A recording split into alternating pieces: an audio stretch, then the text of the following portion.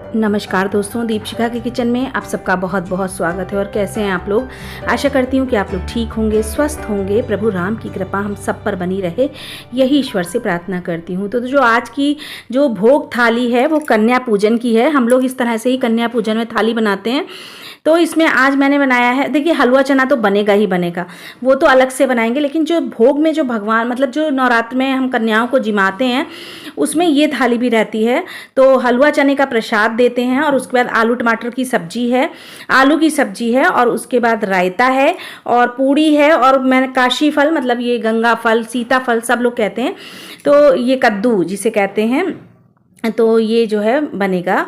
तो चलिए बनाना शुरू कर देते हैं। तो ये एक थाली है जो मैंने केवल शेयर करी है कि आप कन्याओं को इस तरह से बनाकर खिला सकते हैं। तो कद्दू ले लिया है और कद्दू को हम जी इसको काट लेंगे। पीला वाला कद्दू है 1 किलो है। तो कन्या के हिसाब से आप ज़्यादा कम ले सकते हैं। काट लिया था कद्दू। अब इसमें तेल डाल दिया है, उसमें डालेंगे मेथी, जीरा, हींग और लाल मिर्चें। छौंकने में हम यही चीज़ों का इस्तेमाल करते हैं कद्दू को। और ये प्रसाद का कद्दू बन रहा है तो इसमें इसी तरह की चीज़ें पड़ती हैं। लहसुन प्याज का इस्तेमाल हम लोग नहीं करते हैं।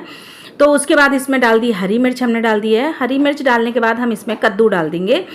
तो ये देखिए, इसे घेवड़ा भी कहते हैं कहीं कहीं पे, और भेलिया भी कहते हैं, जो आप कहते हैं। तो हम लोग इसे कद्दू कहते हैं और हमारे यहाँ किसी भी भगवान के काम में इसको ज़रूर बनाया जाता है। तो ये इस तरह से आप बना सकते हैं। आसान सा तरीका ही मैंने बताया आपको, और इसे पूड़ी के संग बहुत अच्छा लगता है और भोग में लग जाता है तो और भी स्वाद हो जाता है। तो कन्याओं को हम लोग ज़रूर ये खिलाते हैं।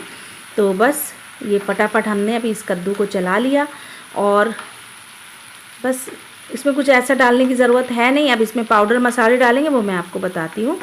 तो ये गल जाता है, कोई ज़्यादा बहुत टाइम नहीं लगेगा। लेकिन हाँ, सामान कद्दू से थोड़ी सी देर लगती है। तो इसे मतलब जो है सबसे पहले कद्दू का ही चढ़ाइए।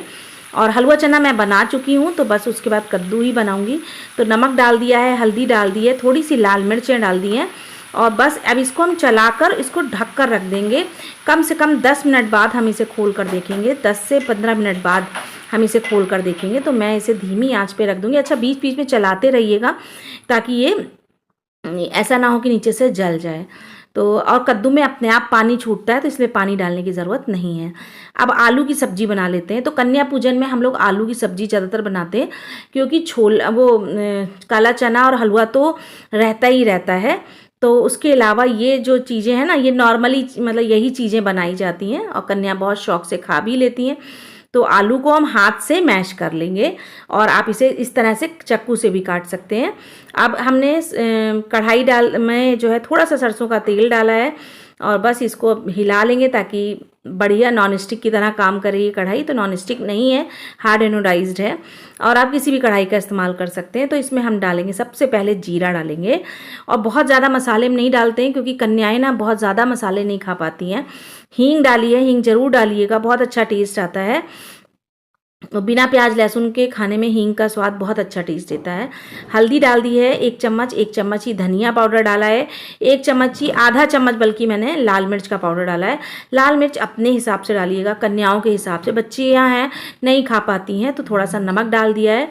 और बच्चों को वैसे भी भोग का खाना थोड़ा सा कहते हैं तीखा चटपटा नहीं होना चाहिए। गरम खाना भी हम लोग नहीं भोग में लगाते हैं, ठंडा करके खाने को भोग में लगाया जाता है। और कन्याओं को भी ठंडा ही खाना खिलाया जाता है, बहुत गर्म नहीं मतलब जिमाया जाता है भगवान को खाना। और कन्याएं तो भगवान हैं, मतलब 9 देवियों का रूप है, इसलिए हर चीज़ का बहुत ध्यान रखा जाता है। पानी डाल दिया था, और बस अब इन आलूओं को हम मतलब जो है चला लेंगे। मतलब अब उसमें हरी मिर्च डाल दी है मैंने। अच्छा, आप चाहें जिस हिसाब से, ये बिल्कुल तीखी हरी मिर्चें नहीं है तो मैंने डाल दी है, अदरवाइज़ मैं नहीं डालती। बिल्कुल तीखी नहीं है बिल्कुल भी, बस इससे एक टेस्ट अच्छा आ जाता है हरी मिर्च का, बस वो डाला है। और उसके बाद हरा धनिया बाद में डालूंगी। तो सबसे पहले मैं इन आलूओं को ढक देती हूँ ताकि ये खूब अच्छे से हो जाए। अच्छा, इसमें यहाँ पे गरम मसाला डाल सकते हैं, थोड़ा सा होममेड गरम मसाला आप यहाँ पे डाल सकते हैं। तो पानी को बैलेंस कर रहा था मैंने, थोड़ा सा पानी डाला है। थोड़ा सा पतली सब्जी अच्छी लगती है, और इसको अब हमने ढक दिया है। और उसके बाद हम रायता बना लेते हैं। तो दही ले लिया है, दही को घर का जमा हुआ दही था तो वही मैंने ले लिया है। अब इसमें बूंदी डाल दी है, तो घर में मैंने बनाई थी, और बूंदी की रेसिपी मैं आपको बहुत बार दे चुकी हूँ, और आप चाहें तो बना सकते हैं और उस रेसिपी को भी देख सकते हैं। बहुत आसान है बूंदी बनाना। तो बस ये बना के अब इसमें डाल दी है, और उसमें आप जो है जैसे हरी मिर्च है, लाल मिर्च है, इस तरह से भी डाल सकते हैं। तो जो भी मसाले डालूँगी मैं बताऊँगी आपको। तो बस बूंदी को हमने रख दिया है और ये फूल जाएगी थोड़ी देर में ही, बहुत जल्दी फूल जाती है। और इसके बाद इसमें हम थोड़ा पानी डालेंगे क्योंकि मुझे कुछ गाढ़ी लग रही थी दही, तो थोड़ा सा पानी डाला है। और बस बन के तैयार हो जाएगा अभी बूंदी का रायता। तो थोड़ी देर के लिए इसे ढक के रख देंगे ताकि बूंदी फूल जाए। अब हम अपने आलूओं को देख लेते हैं। तो आलू हमारे बन के बढ़िया से तैयार हो गए हैं। तो बस इन्हें अब हम ये इस तरह से स्पैचुला की हेल्प से इसको हम मतलब मैश कर लेंगे इस तरह से। ये देखिए इस तरह से मैश कर लिए हैं और मैश करके ये आलू बहुत ही बढ़िया हो जाएंगे और सब्ज़ी भी गाढ़ी हो जाएगी हमारी जैसी हमें चाहिए। ये रखने से भी गाढ़ी हो जाती है सब्ज़ी। और ये देखिए इस तरह से ये सब्ज़ी जो है गाढ़ी हो गई बढ़िया। और इस तरह से इसे मैश कर लिया है। और ये देखिए सब्ज़ी बढ़िया गाढ़ी हो गई है और बस इतनी चाहिए हमें। और इसमें अब हम डाल देंगे ये हरा धनिया और गरम मसाला। तो गरम मसाला डाल दिया है, थोड़ा सा घर का बना हुआ गरम मसाला है।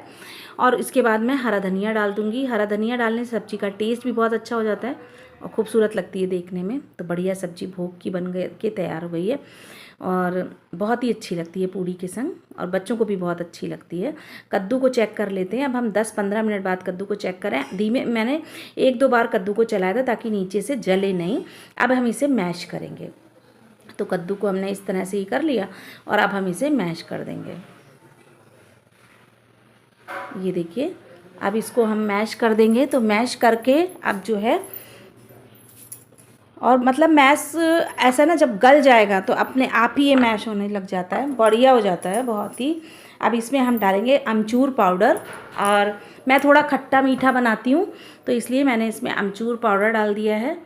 और उसके बाद जो है इसमें डाल देंगे चीनी थोड़ी सी, मैंने चम्मच चीनी, 1-2 चम्मच चीनी आप डाल सकते हैं अपने हिसाब से। 1 किलो कद्दू है तो 2 चम्मच चीनी डाल सकते हैं और खटाई डाल दी। अच्छा किसी को खट्टा पसंद है तो आप चीनी मतलब ना डालें, लेकिन हमारे यहाँ कद्दू में चीनी ज़रूर डाली जाती है। कद्दू खट्टा मीठा ही बनाया जाता है, क्यों मुझे नहीं पता, लेकिन हम लोग ज़रा सी चीनी ज़रूर डालते हैं। तो आप ज़्यादा कम अपने हिसाब से डाल सकते हैं। 4 दाने डाल दीजिए चीनी के, तो उससे मीठा भी नहीं होगा। तो लेकिन जो ये बना है इसमें मीठा खट्टा दोनों कद्दू बना है, मतलब ये कद्दू जो है मीठा भी है और खट्टा भी है। तो इस तरह से ये कद्दू बनकर तैयार हो गया। इसमें अब आप ऊपर से हरा धनिया से गार्निश कर सकते हैं और हरी मिर्चें डाल सकते हैं, लेकिन मैंने हरी मिर्च नहीं डाली है। जो भी डाली थी शुरू में ही डाली थी। और 2 लाल मिर्च मैंने बताया था ना, उसी से मैंने तड़का लगाया था। अच्छा टेस्ट आ जाता है। हरी मिर्च मैंने ज़्यादा तीखी वाली नहीं डाली है क्योंकि बच्चे नहीं खा पाते हैं। जगह जगह सब तो खाना होता है बच्चों को। अब कल अष्टमी है, नवमी भी कल ही है। तो ये इसको देखिए इस तरह से मैश कर देंगे। ये पोटैटो मैशर होता है ना, उसको चला के भी आप इसे मैश कर सकते हैं कद्दू को। तो ये आपका बहुत अच्छे से मैश हो जाएगा और ये बहुत अच्छा लगता है। ये तरीका बहुत अच्छा है, इससे मैश भी बहुत जल्दी, इसमें अच्छा मेहनत भी नहीं ज़्यादा लगी और बढ़िया से मैश हो गया। और बच्चे जो हैं बहुत ज़्यादा खड़ा कद्दू जो अगर होता है तो नहीं खा पाते हैं। तो ये इस तरह से बच्चे शौक़ से खाते हैं। अच्छा मेरे यहाँ तो कद्दू बच्चे ज़रूर खाते हैं, बहुत शौक़ से खाते हैं। और आलू की सब्ज़ी भी बिल्कुल सिंपल सी बनाई है, तो बच्चे भी कम ही मिर्च मसाला खाना पसंद करते हैं। तो उस हिसाब से सब्ज़ी परफेक्ट है। आप ये 2 सब्जियां बना सकती हैं और पूड़ी सेक लेंगे। तो ये रायता भी हो गया हमारा। और रायते में हमने केवल मतलब जो है जो भी मैं थोड़ा बहुत ही मसाले डाले थे, ज़्यादा मैंने डाला ही नहीं था उसमें। तो मैंने केवल नमक डाला था और इसमें हरी मिर्च वगैरह नहीं डाली थी।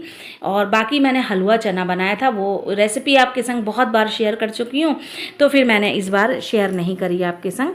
तो बस इस तरह से आप पूरी अपनी थाली बनाकर तैयार कर सकते हैं। तो ये फ़िलहाल भोग थाली है। कन्याओं को जो हलवा चने के अलावा जो हम खिलाते हैं ना खाना, तो कन्याओं का जो खाना है ये वो खाना है और इसी का हम भोग लगाते हैं। और हलवा चने का बेसिकली भोग लगता है। और पूड़ी तो ये हलवा चना पूड़ी, और ये कन्या भोजन का, ये कन्या का भोजन है। तो ये ज़रूर बनाइएगा और कन्याओं को खिलाइएगा। अगर आप नमकीन खिलाते हैं, अगर मीठी कन्याएं करते हैं तो कुछ लोग मीठा खिलाते हैं। तो हमारे मायके के साइड में तो मीठा ही खिलाया जाता है, लेकिन हमारे यहाँ पे सब्जी पूड़ी रायता और सब्जी ये सब खिलाई जाती है। तो ये मैंने बना लिया था। आप खीर भी बना सकते हैं इसकी जगह, तो नवमी की कन्याओं में खीर बनाते हैं हम लोग। तो ये अष्टमी की कन्याओं का भोग थाली है। तो अगर कैसी लगी ज़रूर बताइएगा। अच्छी लगी हो तो दीपशिखा के किचन को लाइक करिएगा, शेयर करिएगा और सब्सक्राइब कर दीजिएगा। और ये फ्रेंड्स और फैमिली में मेरे चैनल को शेयर भी करिएगा। और नमस्कार, आपका धन्यवाद, आपने यहाँ तक वीडियो को देखा। और आप बताइएगा अष्टमी पे आप क्या क्या बनाते हैं, मुझे कमेंट सेक्शन में ज़रूर बताइएगा। मैं इंतज़ार करूँगी। नमस्कार, मिलते हैं कल फिर एक नई रेसिपी में, एक नई थाली में।